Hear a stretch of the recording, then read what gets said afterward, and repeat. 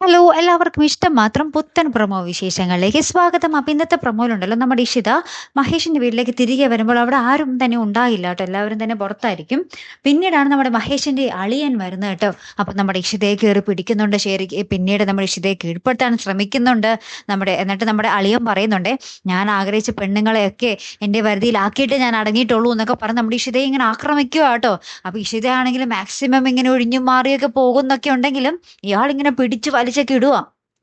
അപ്പൊ ഈ കുറച്ച് കഴിയുമ്പോഴത്തേക്കും നമ്മുടെ ഇയാക്കടെ ഭാര്യയും അമ്മയും നമ്മുടെ മഹേഷിന്റെ അമ്മയും കൂടി വരുന്നുണ്ട്.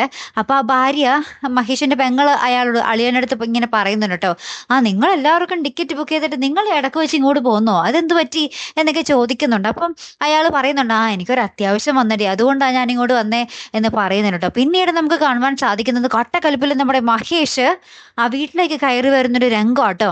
ഇനി നമ്മുടെ ഇഷിതെങ്ങാനും ഈ അളിയന്റെ കാര്യം നമ്മുടെ മഹേഷിന്റെ അടുത്ത് പറഞ്ഞിട്ടുണ്ടെങ്കിൽ തീർന്നു, കട്ടപ്പുകയായിരിക്കും ഇനി ആളിന്റെ കാര്യം. അല്ലെ നമ്മുടെ വിനോദും മഹേഷും കൂടി അയാളുടെ കാര്യത്തിൽ ഒരു തീരുമാനം ആക്കിക്കോളും. അല്ലെ പ്രേക്ഷകർ എന്തായാലും കാത്തിരുന്ന് തന്നെ കാണാം. അടുത്തൊരു വീഡിയോ വരുന്നത് വരയ്ക്കും ഗുഡ് ബൈ.